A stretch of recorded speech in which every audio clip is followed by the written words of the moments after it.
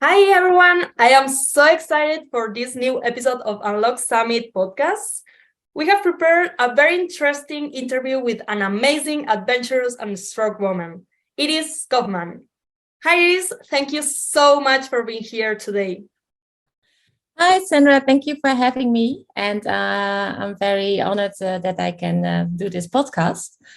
And yeah. Amazing. So, Iris, you're a strategic graphic designer, art director, and brand developer that help female entrepreneurs and social startups with their branding. And also, you have been traveling for a while. And Iris has a very interesting story about her life and professional career, about her brave decision to step outside of her comfort zone. And we would really love to hear more about you and your personal story. So, could you please delight us a little bit more about you? Yes. So as you already heard, I'm a graphic designer and a strategist. And it all started actually when I was working at a big agency as a designer. I was working for big companies like Coca-Cola and KLM and Heineken. And I thought, wow, I'm on top of the world doing all these big brands. But after a while, I felt a little bit empty and thought like, what exactly are we doing? And I was also in a place that I want to discover something. Like when you're in your 30s, there are 30 crisis comes. You want to discover your roots. So I just stopped at that agency and I threw my career away to find out what I really wanted to do. So I grabbed my backpack, went to Asia, and I was starting to find my roots because I'm half Indonesian and I wanted to know where I'm from.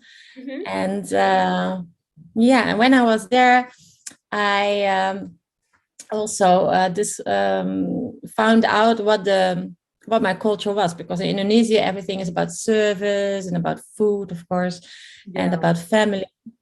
And those skills were very important to me because for me they were very normal to be social and service driven.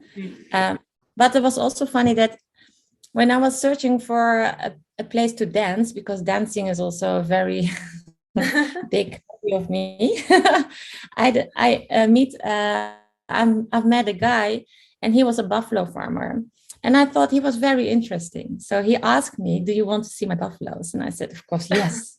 Of course. And that was the beginning of a whole new career. So I went to his village in Thailand. So I left Indonesia, went to Thailand. And I fell in love with him and with the buffaloes. And I started living there in the middle of the jungle. Crazy. At a hill tribe. And I became a buffalo farmer.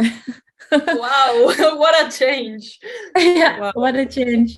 But yeah, actually, that was a very good step to just do something completely different out of my comfort zone and try to communicate with people who doesn't speak your language. And I also didn't speak the language. So I learned how we can communicate with each other through hands and pointing things. And then in the 6 years, you develop some kind of strange language that you can use for each other. And I also saw that I had more skills than I ever thought, because I saw that there was like a problem with agriculture. Not that I'm an agriculture expert, but I saw that they had some problems with water and agriculture and how to earn money. So I asked my network in Holland if they could help. And I discovered that I have some lobby skills that I never knew. And I think for me, that was a big change of my life. And nowadays, I'm now back for a while, and he and I broke up and now I have a new boyfriend, but that's life. But I still use those skills. And as a designer, because I came back to use that experience in Holland as a designer, and that was also the start of becoming more like a social designer, but doing more for startups who are into social change and doing something good for the planet. Because I recognize after 6 years living in the jungle, I could do more in the Western world than only on my hill in the jungle, because we didn't have internet there, so it's very difficult to communicate with the world. So it's good to come back and use the new technology we have here, but with the skills of the old tribal knowledge. It's incredible. Wow. What an adventure. Like, so crazy that you arrived there without knowing what your life was going to bring you. And now it's like, okay, you are in the middle of nowhere on a buffalo farm. So crazy, like how life can bring you this kind of surprises. And of course, that you don't know maybe like which are your real skills, or that some skills that you can develop so fast when you are living on a very different situation of what you are used to. Yes, exactly. Yeah, that's an ability we all have. If you're forced or not forced, if you come in a situation, somehow you know how to adapt it and you can really change quickly. And I think everybody can do it. Well, not for 100%, but I think so. Yeah, exactly. And you were saying about this, like it's kind of difficult when you are in a place that there's no internet and maybe they are not that advanced on some other technologies. And how do you think that the technology is influencing in this kind of social environments? And you have pros and cons. So I think technology is very useful if you want to reach more people. Then you can easily to send your message out, and so as we now have Zoom, it's easier to reach a lot of people and to communicate and give your message. So I'm very grateful that we have that technology and that we can speak with people all over the world. Most of my clients are international, and they live from New York till Spain till Asia. And the only problem is the time zone. But I'm very happy with that. But also technology can also be sometimes a plague, because sometimes you lose the reality a little bit. If it's about gaming or apps or something like Tinder. I think it's nicer to meet people in a bar or on or when you're traveling and all traditional ways of meeting people. To really use your eyes and your smell, and then you see if this person is a good match or not. And I think with technology, sometimes we just put it a little bit. We make it a little bit too easy for people, so then we don't use our creativity. 100%. I think that's so true. Of course, it helps a lot to socialize, and more when you are far from your place, that you're not used to how they interact in person. And of course, you can use technology to find new groups of people. But at the same time, it's this, we don't have to forget how to interact in person. I think that this is something that we need to keep in mind.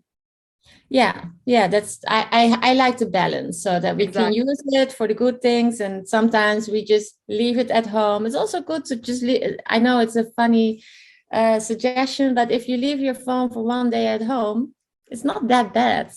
Exactly. And you are artistic, so also how do you think that art influencing this kind of environment in the society? Art is, for me, it's like cooking, actually. Because if you look at art, that's like a painting or a sculpture or an installation, and the maker, the artist, is mostly not telling exactly what they want to communicate. So they leave it open for the audience. So everybody gets their own visual ideas when they are looking at a painting. And what I say, it's like cooking. It's like, if you make art, it's something you just smell the ingredients and you see all the colors, and then you make your own dish about it. It's not like a microwave dish.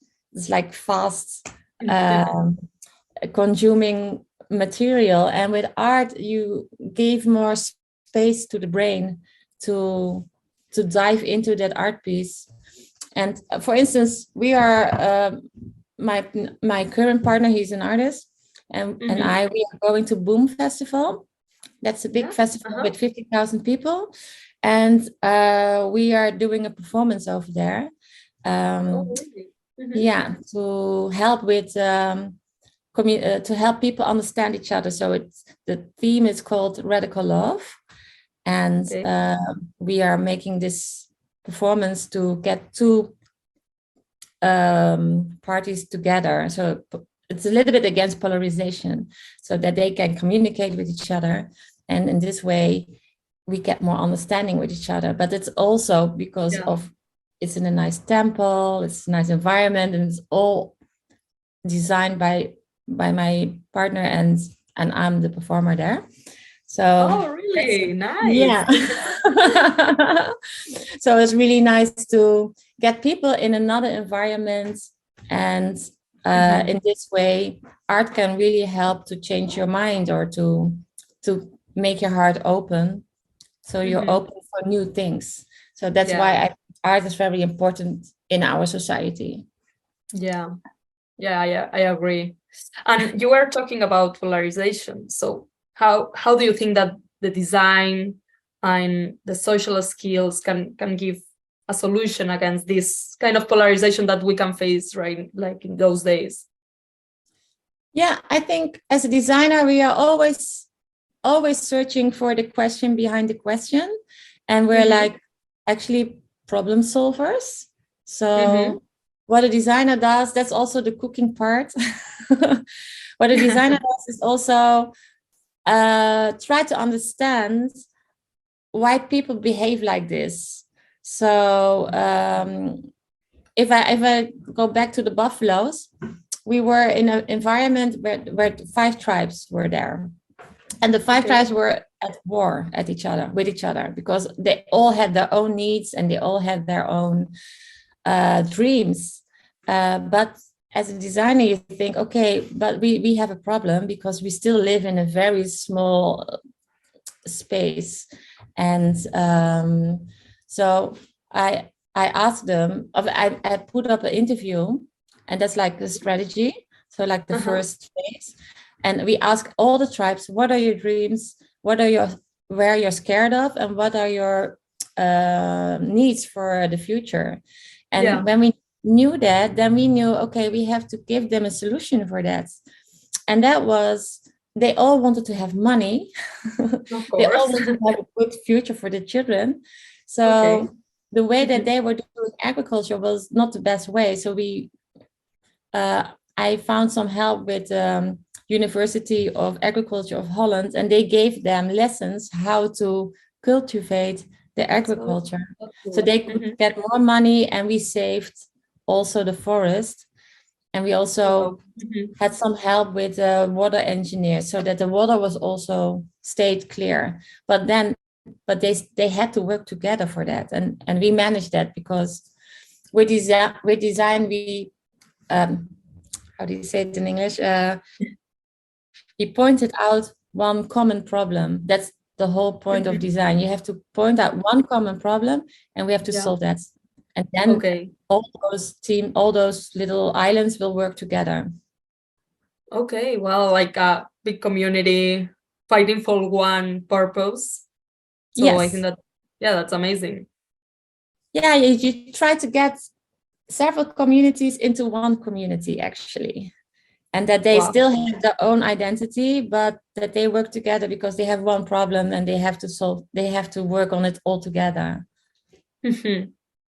Yeah, exactly. And you were creating like kind of communities. So it's kind of creating a big community for to solve one thing, right? So Yeah. why do you think that this is important to get your purpose, to really do the things that you want to achieve? Yeah, because I believe together we can do more than when you're doing it alone. And, Exactly. Yeah. if you're in a little tribe in the middle of the jungle, you really have to work together, because Mhm. otherwise you cannot make it. Yeah, okay. But it's also here in the West, so in the cities, we also have to work together. Especially, I'm now working with a couple of sisterhoods, and Mhm. it's really nice to work with the women together, because Yeah. sometimes it's difficult if you're a mother and you're self an entrepreneur. Sometimes you really Mhm. need to get some feedback of other entrepreneurs or other women, like, how do you do that? And it's like a nourishing place. And it's just that people can hear you, or you can listen to others. And I'm now involved with a very nice sisterhood, where we help young girls to discover their powers and discover their talents. And it's nice that they have like big sisters who can show them things, and that's really nice. Yeah. And if I am also in another sisterhood, and we come together every month to just talk about business and talk Yeah. about other things. So you have like groups. So I have girls that I just talk about fashion and clothes, Mhm. but I also have groups where I can talk about business and Yeah. helping the environment and stuff. So it's really nice to talk with a group of women. Um, and this is also what I did back then. That I work with the women of all the tribes, and all those tribes, all those women want to have a good future for their children.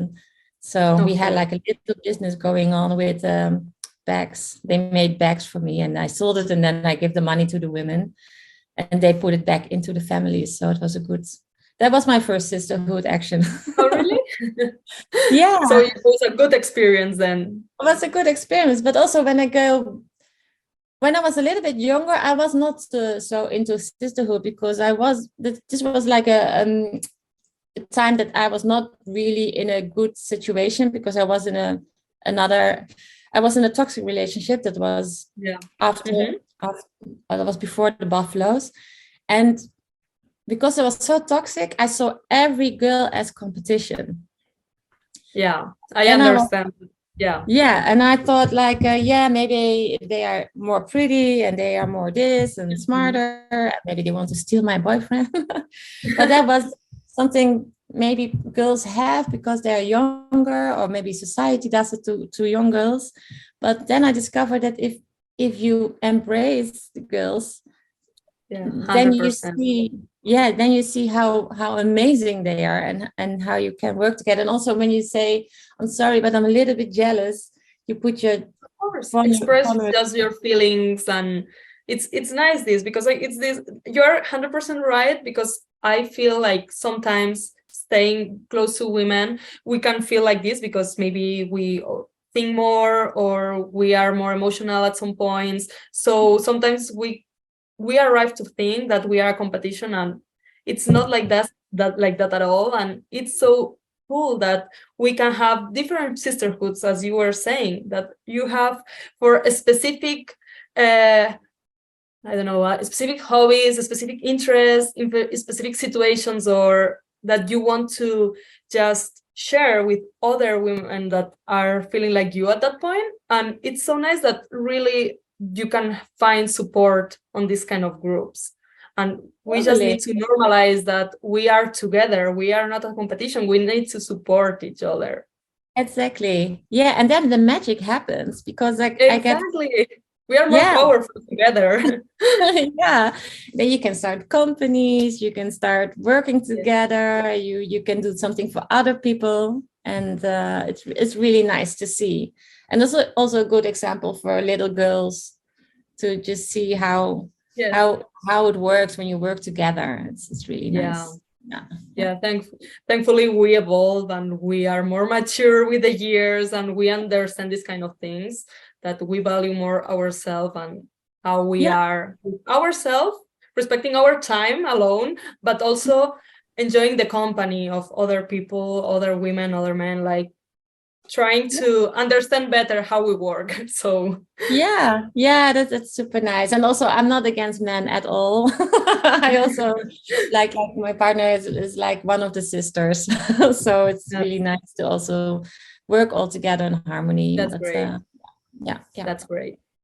And also, I'm curious, because you were saying before coming to the buffalo farm that you had your skills, right? And some of them that maybe you didn't knew at that point, you didn't know at that point that you had. But which kind of soft and hard skills do you think that you can use in this kind of situation, and how do you use it in a very smart way to create something that maybe it's out of your mind at that point because you don't even know? Well, I use my hard skills especially to make my campaigns. So I can use all my software to design visually, because sometimes if you're in a situation where people don't understand each other, you have to make your communication visual, so you can use it to make icons, to be international, to communicate in an international way. And also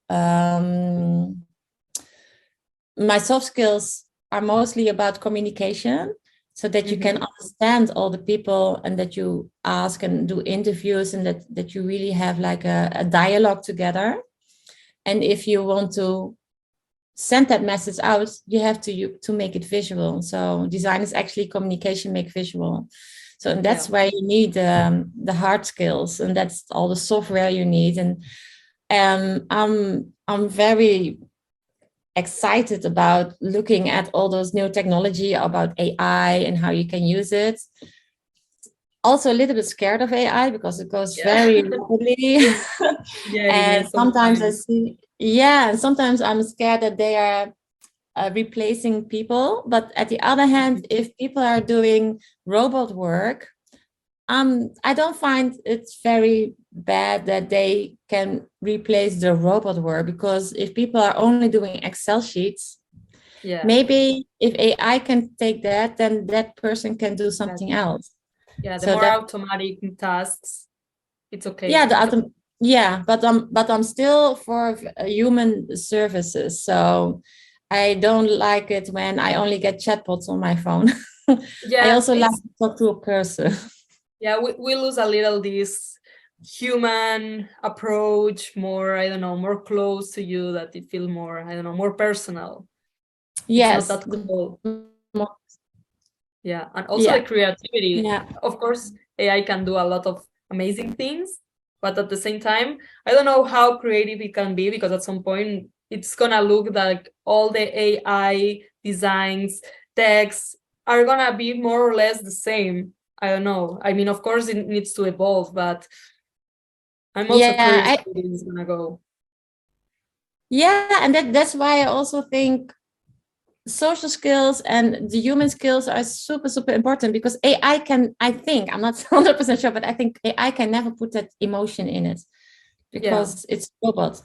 But we don't know yet, but for the moment, as far as we know.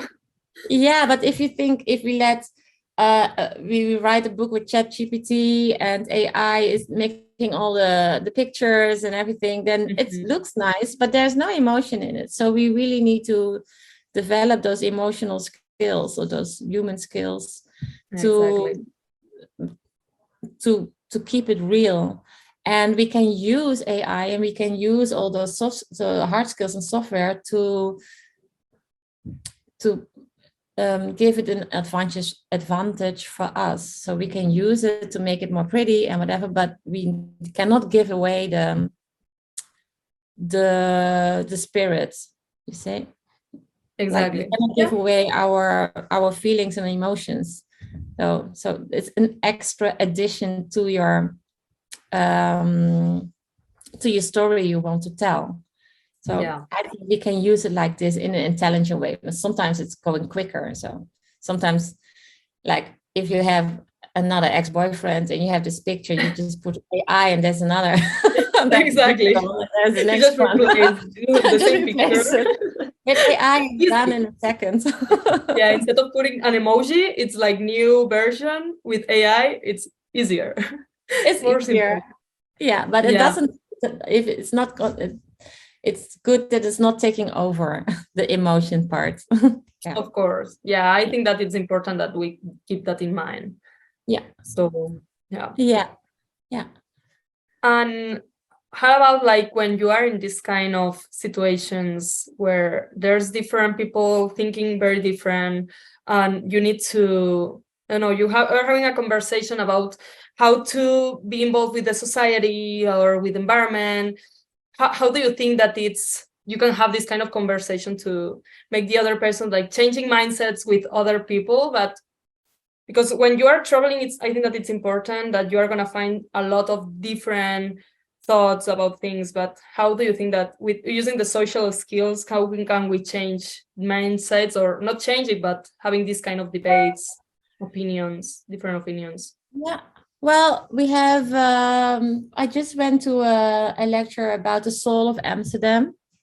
Mm-hmm. And it's not only Amsterdam, you see it in all the big cities that we get a scarcity in space, like in square meters. So the cities are getting more crowded every year, but the area is still small. Actually, Amsterdam is actually a small city. It's not as big as Mexico City. Yeah, but people also want to have like a big house, and so it's difficult to give everybody what they want. So the thing with social skills is that we have to put all those people together, all the smart people. Mostly we do like I call it a thinking tank, that we put people together, like an architecture, an artist, an economist, and like people from all kinds of areas. And then we think about things like, how can we solve this issue? So how can we change the mindset of people that they are ready to give in, to share with others? Because if they see that there is no space left, we have to learn to share with each other. So in this case, we are thinking about community places, so we can share the garden and we can share the kitchen, so that we all give in a little bit, and then we can live all together in a city that's growing and growing, and so we can reach that point by communication, so that we still, again, back to the basics, like what is your need, what is your dream, what do you want in the city, why do you want to live in the city? And in this case, we can try to give a solution to everybody that gives a common solution. And I think if we turn into communities, it's going to be difficult, but in communities, it is a possibility that we stay in contact with each other. So also with people with kids, that if you are in a community, you can also just go to your work and somebody else take care of your kids. So we don't need to put the kids to the children shelter. I don't know the word, but that's also a possibility. So I think staying in contact with each other, staying in communication, that's a good start to change the mindsets. And especially when you travel a lot, you see how people can live in a small area. Like if you go to Tokyo, people live in very small houses. They don't even have a kitchen, but they have like little restaurants on the streets, so you can eat on the streets. It's a different way to live. It's a different way, because it's something that will come inevitable. It will be something that is coming in our way, and we have to deal with it. And it's good to think about it. And yeah, it's also the case with gentrification. We need to understand all those new people who are coming into news in other cities, and the locals. They have to stay open for communication. Exactly. Yeah. Yeah, I think that with globalization, right, like nowadays, that we are traveling every day, there's a lot of people moving from their own places to another countries to visit, to live, to find opportunities, and to be open to this kind of model, like, yeah, models of life, different models of creating a community, be more close to other cultures, other people. So I think that we need to be prepared for that, because this is the reality. That's what are dealing with. And the people who likes to travel, or it's constantly traveling for life or for work, that it's important when you are close to other people and listen to their opinions, to try to be more open-minded in this way, because that can help a lot. Yeah, because it's coming, it's inevitable, it's coming our way. And also with fugitives, if in the future, like the global warming is coming, like people from the south are coming to the north, and we have to work with each other, we have to work together. And now there are a couple of very nice projects in Amsterdam with people who are from Syria, and they come here, and they bring a whole load of culture and music and art, and they work together with Dutch artists, and it's amazing how they work together. Instead of thinking, oh, they are from another culture, it's better to embrace it and like, let's do it together. Of course, we're creating new cultures, so from the ones that we are used to. So mixing up cultures, we are creating new ones, and I think that's amazing.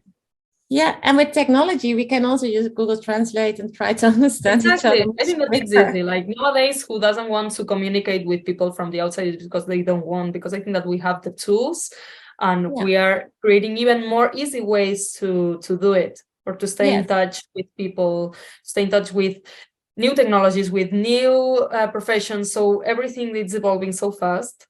So I think that it's good that we are open to this. Yeah, same. This is also my thoughts. So amazing. So I would love to ask you a couple questions, maybe more close to yourself, how you think, how you feel about your change, like this adventure, this path that you follow through your life. I would like to know how you manage to maintain, let's say, a positive and a goal-focused mindset during difficult or uncertain times in your life or in your business. Yeah, I think the experiences I had still are helping me still during the situations now, because I remember when COVID hit, I lost all my clients instantly. So I stressed out a lot. Yeah, I didn't know how to manage it with earning money and all those things. But then I just grabbed back to my experience when I was like in the middle of the jungle, also with no idea what was heading to me. Can imagine. And then but then I was just trying to focus on what I really wanted to do, and that was discover new things. And when COVID came, I also saw the positive side of it, because I had instantly a lot of time. So all my clients went away. But they have like the positive side of the thing. That was the positive side. So I always try to think like, okay, if that's gone, then something else will replace it. And that in this case, it was time. And now I had the time to go into myself, to have some retrospective, and to also try new things out. So that's where my performance art started, because we did crazy things. I did crazy things just to make a picture in the highest building of Amsterdam, naked. Wow. We could sell it, something like that. So you just start new ideas. And this was an art piece, but also, you become a little bit more creative, and things are falling falling away. And I think I learned that with when I was there in the jungle.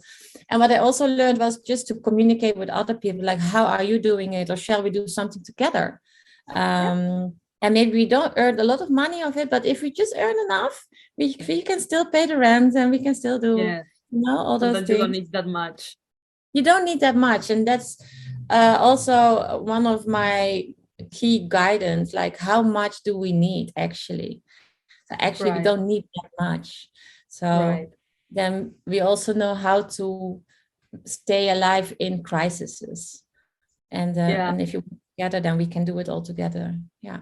Yeah, it's incredible how we how we can find our more trust, like our self or true self when we are in it's kind of desperate situation sometimes, because we are more in peace with our mind with this free time. Sometimes like we stop and we make time to make things happen that maybe we didn't even thought about it. Yeah, exactly. And now you have the time, because we're so used to just book our agendas like completely full. And then we have maybe 1 hour free to think about new things. So it's actually, I think, for me, it worked out well that we had a lot of free time. But I also can understand for a lot of people it was really bad. But no, of course. In crises, people are more flexible than you think. Yeah. Right. And talking about Unlock and what we do here in this community, what area would you love to, or would you like to unlock in your life?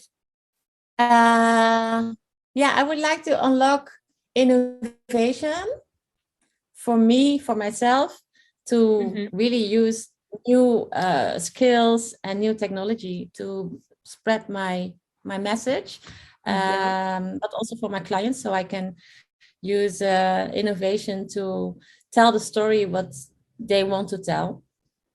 And also for young kids in areas where there's not a lot of technology possible. So if you're going to Thailand or going to Indonesia, they don't have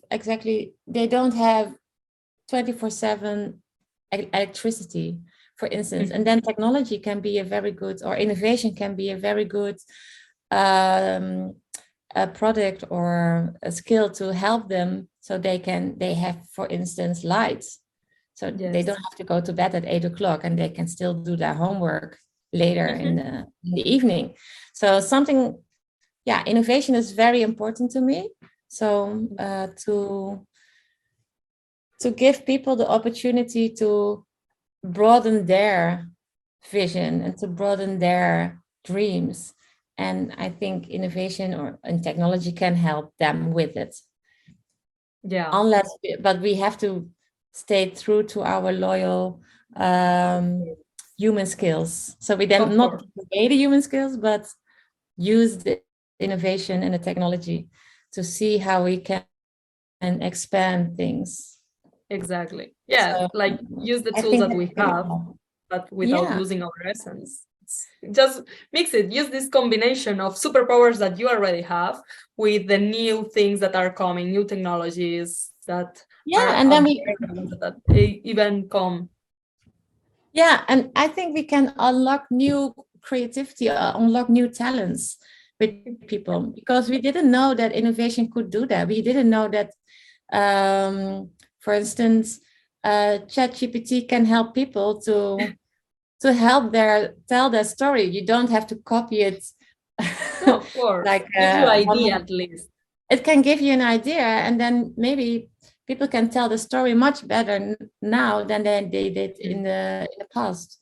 So I think innovation can unlock your talents, and for me that's very important. Yeah, and communication can unlock communities. Yes, I think communication is also a very strong door to unlock, like for those who are already working on that. I think that we never stop unlocking it, because you can find also your voice to be different in different situations, and you discover even your more yourself. in Exactly. different situations, with different clients. Even you discover parts of yourself, how to communicate with different people, because we are not the same. So yeah, it's something to keep constantly also being learning about Yeah, ourselves. yeah, it's like treasure hunting. Like everybody Yeah, has treasures in themselves and right. in somebody else, and then you just try to unlock those treasures. Yes. And you Yeah. can reach that by the communication with each other. So like, yeah, if you meet somebody else on the street or on a network event, you can really discover a gem that you would never discover that person when we're not there, and that can be on several channels like live or maybe on socials. That's really nice that you Yeah. can Very get well that. example. uh, So, well, it is. Thank you so much for sharing your story today, your vision of the world. I think this creative and social vision of how community can stay together, exchanging your thoughts, also creating sisterhoods, very important, and using these new technologies for good, and of course, for bringing your personal path, because I think that this can be very inspirational for all the people who is listening to us. So thank you so Thank you. much. I love. And thank you. And I'll see you, all of you, in the next episode. So thank you so much. Okay, thank you. Bye. Bye.